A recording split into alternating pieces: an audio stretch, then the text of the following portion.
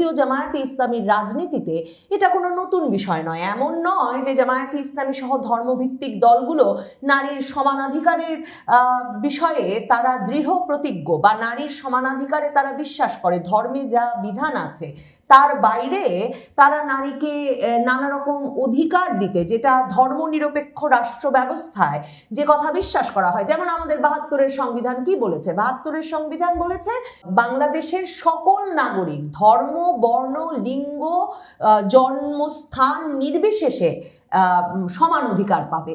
তো এমন কোনো প্রতিজ্ঞা জামায়াতে ইসলামী কেন ধর্মভিত্তিক কোনো রাজনৈতিক দলের গঠনতন্ত্রে বা তাদের প্রতিশ্রুতিতে নাই।